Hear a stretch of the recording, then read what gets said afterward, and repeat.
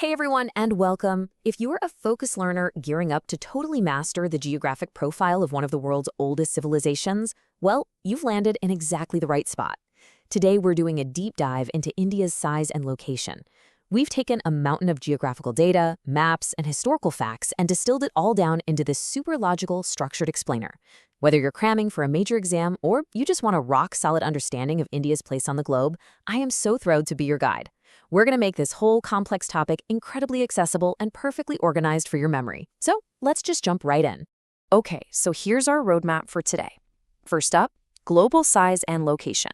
Second, coordinates and standard time. Third, we'll look at the Deccan Peninsula advantage. And finally, India's borders and neighbors.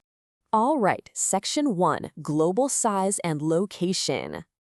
So India is actually the 7th largest country in the world, boasting a really massive landmass area of 3.28 million square kilometers. Now, when you rank it against the global heavyweights, you've got Russia up top, followed by Canada, the USA, China, Brazil, and Australia. Understanding exactly where India sits in this ranking is one of those classic foundational trivia pieces that is absolutely guaranteed to show up on exams time and time again. But if there is one specific number you need to absolutely burn into your brain right now, it's 2.4%. India's 3.28 million square kilometers account for exactly 2.4% of the total geographical area of the entire world. And to kind of anchor this spatially in your mind, just remember that this whole 2.4% sits entirely within the Northern Hemisphere. Moving right along to Section 2, coordinates and standard time. Let's lock in those exact coordinates. From south to north, the mainland extends between latitudes 8 degrees 4 minutes north and 37 degrees 6 minutes north. And then from west to east, it stretches between longitudes 68 degrees 7 minutes east and 97 degrees 25 minutes east. But here's the really structurally important feature. The Tropic of Cancer, which sits at 23 degrees 30 minutes north, essentially slices the entire country into two nearly equal halves. And that directly impacts the regional climate and sunlight duration as you travel from the south to the north.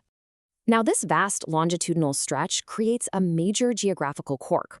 If you take the western extreme in Gujarat and compare it to the eastern extreme over in Arunachal Pradesh, there's actually a massive time lag because, the Earth rotates, the sun is always going to rise in the east first.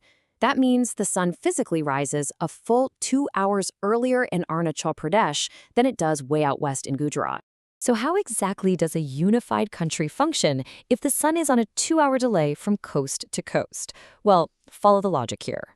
First, that gap between 68 degrees east and 97 degrees east is roughly 30 degrees of longitude, and a 30-degree gap naturally creates a 2-hour time lag. Second, to keep all the nation's watches perfectly synced, you have to select a central point. India smartly chose a line passing straight through the center of the country at Mirzapur in Uttar Pradesh. Third, this exact line, 82 degrees 30 minutes east, was established as the Standard Meridian of India. And that is exactly why a watch in Gujarat shows the exact same time as a watch in Arunachal Pradesh.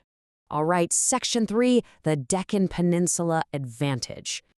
There's a fantastic quote from our source material that goes, "The Deccan Peninsula protrudes into the Indian Ocean." It sounds simple, right? But this southward extension of the Asian continent is the absolute vital key to understanding India's strategic maritime dominance. By jutting right out into the ocean, India effectively placed itself at the absolute crossroads of the ancient world. To truly wrap your head around the sheer scale of this physical advantage, just think about this number: 7516.6 kilometers. That is the massive length of India's coastline. And crucially, this figure isn't just the mainland. It includes the vital island groups too.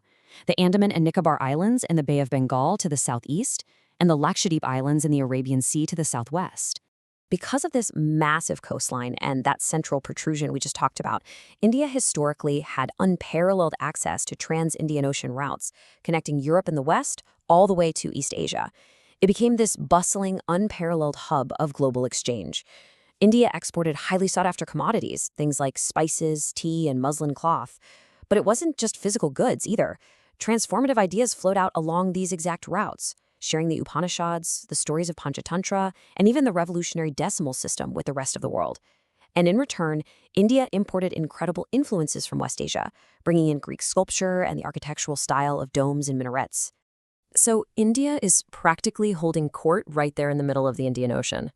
And here is a totally surprising historical fact that completely supercharged this geographic advantage: the opening of the Suez Canal back in 1869. When that canal opened up, it instantly slashed the maritime travel distance between India and Europe by a staggering 7,000 kilometers. That single event cemented India's role in global trade even further. Okay, let's wrap things up with Section 4, India's borders and neighbors. So we just talked about that vast 7,500 plus kilometer coastline, right? Well, India's land boundary is actually even larger. India shares a massive 15,200 kilometer land boundary with its neighbors. And contained within those boundaries today is a complex, vibrant political structure made up of 28 states and 8 union territories. Now, while we have those 28 states and 8 union territories today, it's really worth noting that before 1947, the internal borders of India looked very, very different. Back then, they were divided into 2 totally different types of territories: provinces, which were ruled directly by British officials, and princely states, which were governed by local hereditary rulers. Understanding that historical shift adds some seriously great context to the political setup we see today. Now, for your exam prep, let's categorize those land-sharing neighbors strictly by direction, because that makes memorization incredibly simple. In the northwest, India is bordered by Pakistan and Afghanistan.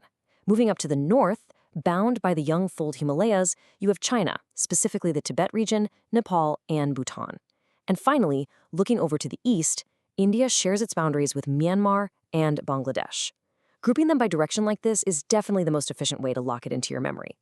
But hey, we can't forget our neighbors across the sea to the south.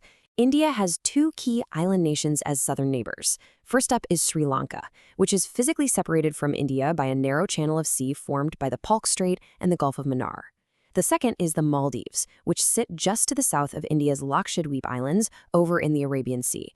Well, we have covered a tremendous amount of ground today, all the way from latitudinal coordinates to ancient maritime trade routes. But I want to leave you with this final provocative thought. Given its perfectly central location protruding into the Indian Ocean and an immense coastline that has historically connected the East and the West, how will India's geography continue to shape global trade in the 21st century? Because geography isn't just history, it's quite literally the foundation of the future. Thank you so much for joining me on this explainer. Keep reviewing those facts, keep building those mental maps, and as always, stay curious.